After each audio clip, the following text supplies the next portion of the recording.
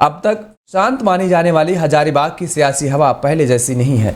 हवा का रुख कुछ तो सत्ता से पहले पाली गई है, उम्मीदों की जोड़ घटाव से बिगाड़ा और कुछ कांग्रेस बीजेपी के दांव पेच ने बिगाड़ दिया। कांग्रेस ने कुर्मी बिरादरी में खास पैठ रखने वाले विधायक जेपी पटेल को तोड़कर बीजेपी को झकझोर दिया है। बीजेपी को दूसरा झटका लगा। मौजूदा सांसद जयंत सिन्हा की जगह विधायक मनीष जायसवाल को टिकट देने से बेटे जयंत का टिकट कटने के बाद कांग्रेसी खेमे में अब तक खामोश बैठे पिता यशवंत सिन्हा मुखर हो गए। पोते आशीर सिन्हा समेत पूरा खानदान खुलकर कांग्रेस के मैदान में उतर आया। नाराज जयंत अज्ञातवास में है और इन सब के बीच कार्यकर्ताओं के इस्तीफों ने भी संगठन में हलचल मचा रखी है। सियासी उठापटक के बीच बीजेपी के मनीष और कांग्रेस के जेपी पटेल के बीच मुकाबला दिलचस्प और कांटे का बन गया है। मौके पर विधायक जेपी पटेल के पाला बदलने, कुर्मी बिरादरी का गणित बिगाड़ने, हजारीबाग की सियासत में मजबूत दखल रखने वाले सिन्हा खानदान के विरोध में उतरने और संगठन में तोड़फोड़ से बीजेपी को कई मोर्चों पर जूझना पड़ रहा है। सियासी गलियारों में सवाल भी उठने शुरू हो गए हैं कि हजारीबाग में लगातार चौथी बार कमल खिल पाएगा या नहीं। हालांकि बीजेपी के दिग्गजों को पीएम नरेंद्र मोदी और राम मंदिर के सहारे जीत का भरोसा है। शहर में कई जगह मनीष जायसवाल की पकड़ मजबूत दिखी। लोगों ने बताया कि मौजूदा विधायक को काम की वजह से समर्थन मिल रहा है, मगर गांव की ओर बढ़ते ही हवा बदलती दिखी।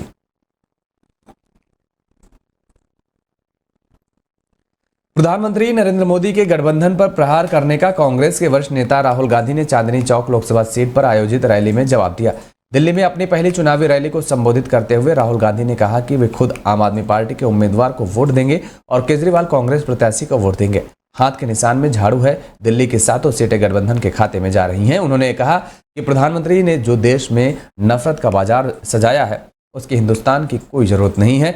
हमें ऐसा हिंदुस्तान चाहिए जो मोहब्बत का हिंदुस्तान हो, नफरत का नहीं। पीएम के बड़े बड़े नेताओं ने कहा कि उन्हें मौका मिलेगा तो संविधान को फाड़ कर फेंक देंगे। हमें संविधान की रक्षा करनी है।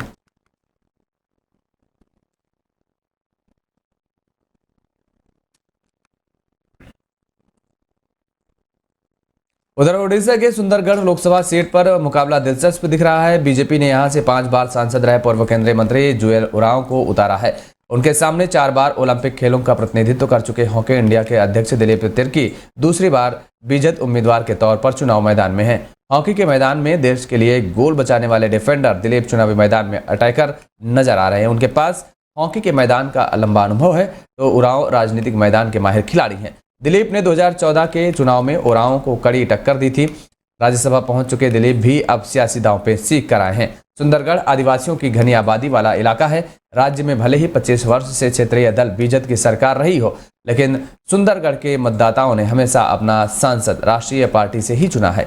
एक समय इस सीट पर लोगों ने सर्वाधिक 7 बार कांग्रेस को चुना। बीजेपी के जुएल उरांव 5 बार सांसद बने। 2019 में बीजेपी यहां से विधानसभा चुनाव में 2 विधायक जीता कर लाई और लेकिन अब कभी लोकसभा चुनाव नहीं जीत सका। 1996 तक मौजूदगी दर्ज कराने वाली कांग्रेस 1998, 1999 और 2004 में उरांव से हार गई। 2009 में कांग्रेस उरांव को हरा कर लौटी जरूर, लेकिन 2014 और 19 में फिर जीत उरांव की हो मिली।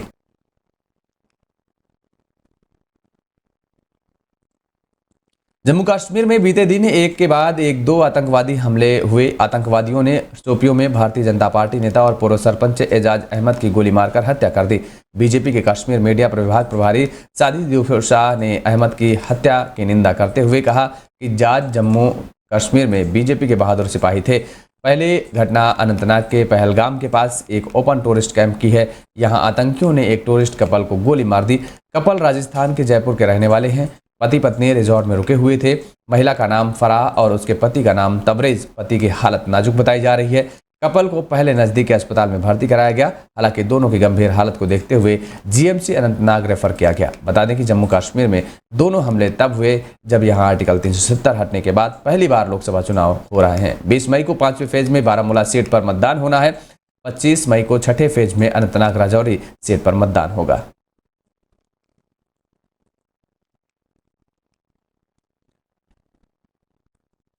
आईपीएल के 17वें सीजन के मैच नंबर 68 में रॉयल चैलेंजर्स ने चेन्नई सुपर किंग्स को 27 रनों से हरा दिया। इस जीत के साथ ही आरसीबी ने प्लेऑफ में एंट्री ले ली है। 18 मई को बेंगलुरु के एम चिन्नास्वामी स्टेडियम में खेले गए इस मुकाबले में सीएसके को जीत के लिए 219 रन बनाने थे, लेकिन वह 7 विकेट पर 191 रन ही बना सकी। सनराइजर्स हैदराबाद और कोलकाता नाइट राइडर्स और राजस्थान रॉयल्स पहले ही प्लेऑफ में जगह बना चुकी थी। आरसीबी ने भले ही 219 रनों का टारगेट दिया था, लेकिन सीएसके को प्लेऑफ में पहुंचने के लिए 201 रन ही बनाने थे।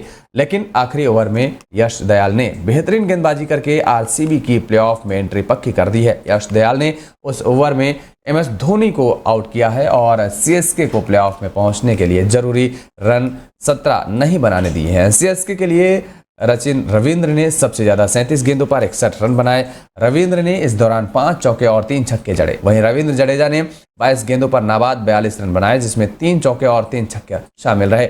इसके साथ ही एमएस धोनी 25 रन 13 गेंद 3 चौके और एक 6 बनाकर आउट हुए। यश दयाल ने आरसीबी के लिए सबसे ज्यादा 2 विकेट लिए।